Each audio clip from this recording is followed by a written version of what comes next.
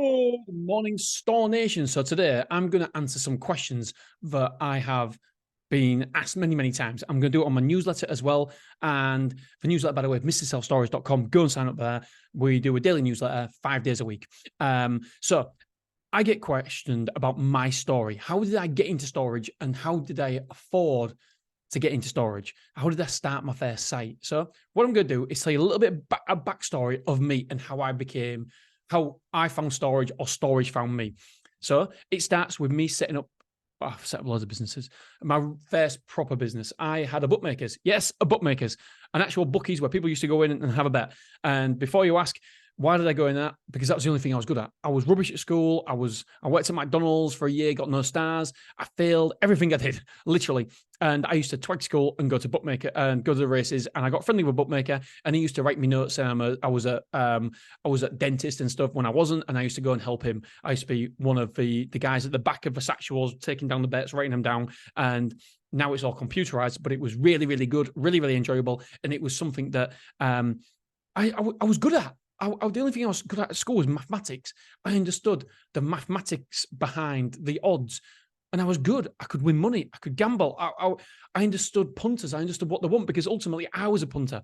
So I set my only betting shop up in 2006, and I was competing with Ladbrokes. I was competing with Stanley's. I was competing with William Hill's. I was competing with Betfreds. But we smashed them out the park because we focused on customer care, and ultimately I understood bookmakers. However, it was great. It was brilliant. Don't get me wrong. There's some problems with having the bookmakers. I mean, people threaten to kill you, betting your house down and stuff. But apart from that, I loved every day. Apart from that section, because you do. I mean, most people are all talk, but you do get one or two. But when they say something and threaten you, you're thinking, "Oh shit, I better not come to work for the next couple of days." And yeah, I've got so many stories from hitmen to drug busts to you name it. I've got stories for it because ultimately we're in a bookmakers, and I was there for 6 years.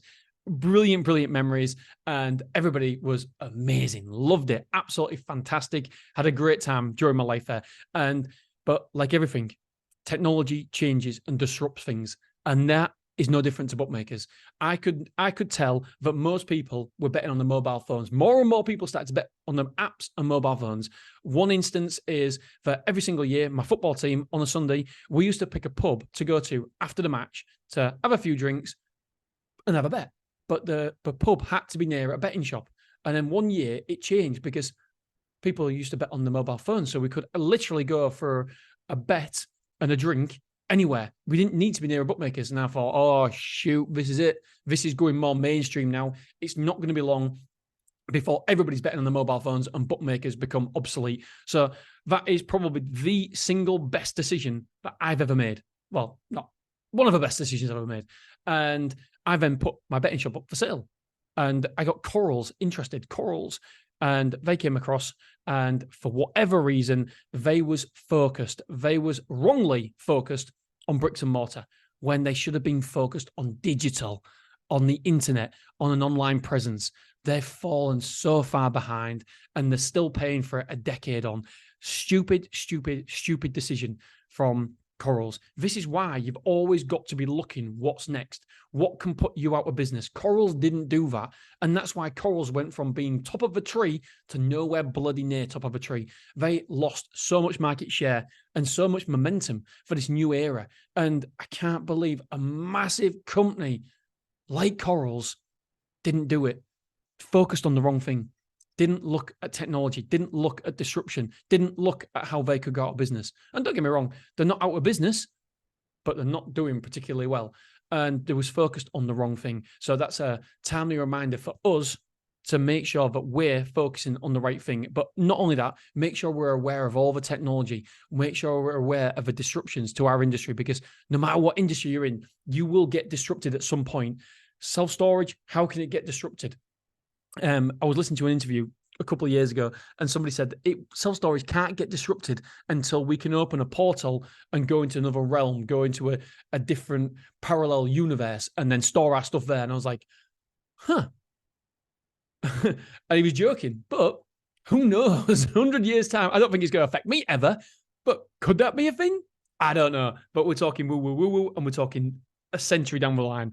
But it's always good to have your eyes open and ears ready to listen and learn. And yeah, automation is definitely going to disrupt the industry in some way, shape, or form. But apart from that, I think we're good in self-storage. Anyway, back to my story. Corals came and they offered me £330,000. And at the time, I remember I was walking up the stairs when they offered me that money in the betting shop, because we had 2 floors. The floor at top was our staff room and pool room and stuff. And yeah. So I was walking up the stairs to talk privately, and he said £330,000. Bearing in mind, my best offer prior to that was 140 grand. And I was like going, yes, get in there. But I didn't dare say that, obviously. I was like, I was only 30 years old, but I think I played it well. I was like, okay, is that your best offer? Because I want to get this deal done with you guys, and I want to deal with you, but you're not the highest offer. And he said, I'll tell you what, Dean, give me 10 minutes. I'll go and talk to the powers that be, and I'll get back to you.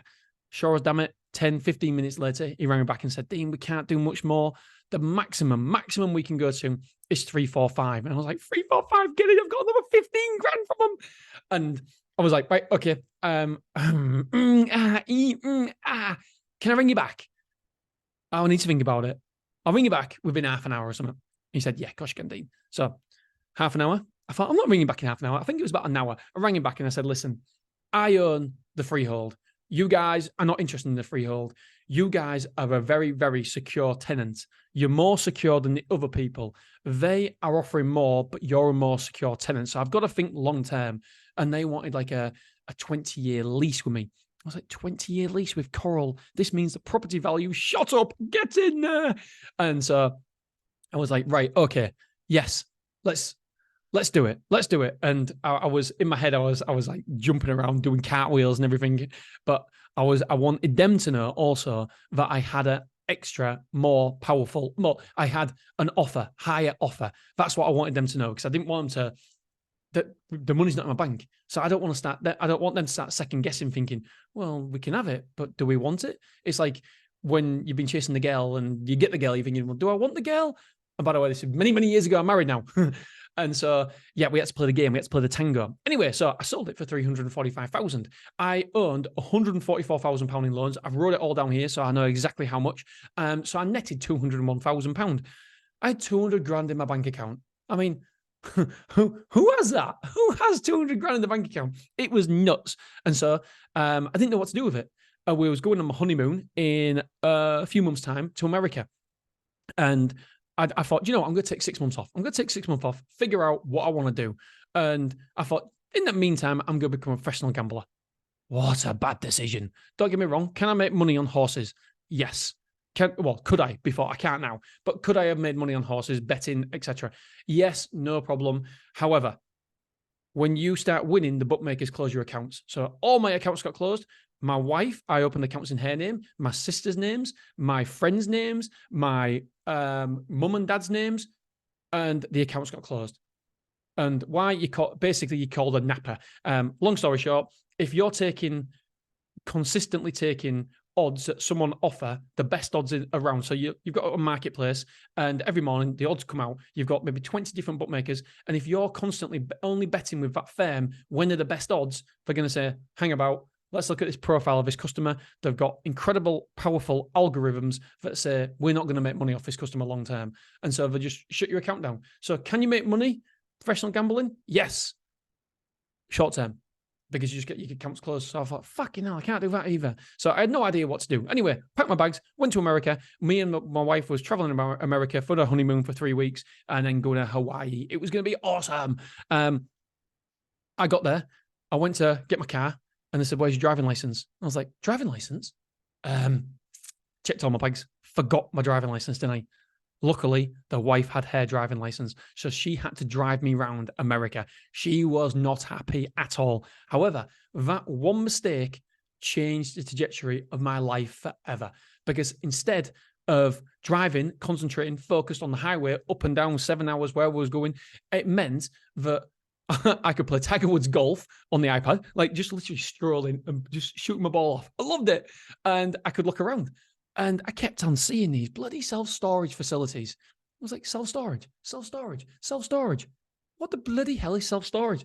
So I started Googling it, and I started looking into it more and more and more, looking into Hull, ringing round, thinking, holy shit, they're full. Like, what a great business this is. Started doing some calculations on the back of a napkin, and I thought, this is a bit of me, this is a bit of me. I'm going to really, really enjoy this. So I thought, right, is there a self-storage in Beverley? There wasn't. And so that was the end of my holiday. I was literally all the time on the mobile phone or on computers. And by the way, it was hard to get data back then, and it's a fortune. So it cost me a fortune to go through data. But back then, I had £201,000 in my bank account. So whatever. What's like 20 quid to use some data every day? Anyway, yeah, stupid. So yeah, I was Googling, looking for property, found a property, came back off a honeymoon. Literally came back off a honeymoon in June, I think it was June or July in 2012. And by December, we'd opened my outdoor facility. Now, the most important thing, how much did it cost? Right. So I've looked back at my numbers, and I've got my spreadsheet all sorted for this. In total, Beverley cost £360,000 to kit out. Back then, nobody would give me a loan because I was new to self-storage. I tried to go to Santander Bank, and Santander said to me, Dean, you've talked, because I had a relationship with them, you've talked previously about coffee shops. We will lend you money for a coffee shop, but we don't want to lend you money for a self-storage. We don't think it's viable. What a crazy, crazy, crazy decision that was. So I couldn't borrow money for bank. Yorkshire Bank, who I was with at the time, they wouldn't lend me any money. I couldn't get any money. So back then, I had to do little bits.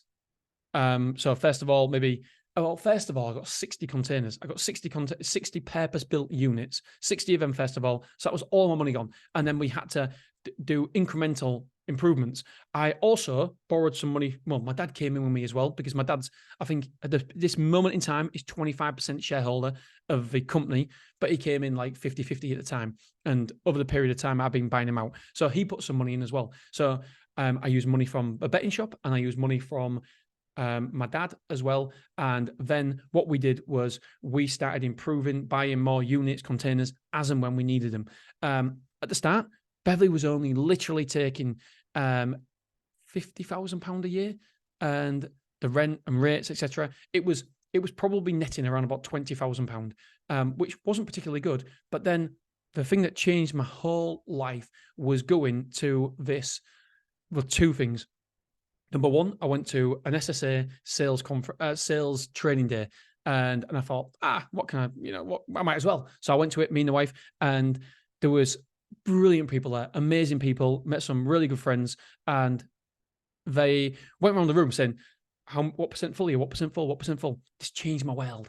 And I was like, everyone was like 85, 90, and I was like, can't wait till it gets to me. And he comes to me and goes, what percent full are you? I said 100. He goes, well, you're too cheap. I was like, what do you mean I'm too cheap? I'm 100% full, mate. And he goes, yeah, you're too cheap. And he explained the whole narrative about being too cheap. And I was like, I get it. So I immediately, when I got back, I increased all my prices, sent letters out, never done a price increase before, did all price increases, and that changed everything. I also went to go and see a storage king in Doncaster. I read in the SSA that they'd bought the site, and they'd done the acquisition, and they'd improved it, added value by including insurance. And I was like, insurance? Yeah, but you're only getting a little bit from insurance. It can't be that much. Anyway, I went down there, talked to the lovely girl there, and she was telling me that they have minimum insurance values per unit size. I was like, what? And then so I did that. I implemented it. And straight away, it went from making 20,000 and turning over like 50,000 to turning over 100,000. And then it just kept going and going and going. And now we're nearly turning over £200,000 a year from the same site, from the same units, and we're making around about £150,000 a year profit from that one site. Incredible. And it's all because of education. Educate yourself, learn from others. And the problem is, I probably had a chip on my shoulder, which I don't have this particular chip on my shoulder anymore. I probably still got loads of chips, but not this one. And I always, because I had a successful business, success breeds content. Is it content? No, not content. Anyway, it doesn't make you question yourself. It doesn't make you believe that you can better. yourself because you think you've done it. And in my circle of friends, £200,000 was loads of money. Now in my circle of friends, £200,000 is nothing. And I love it.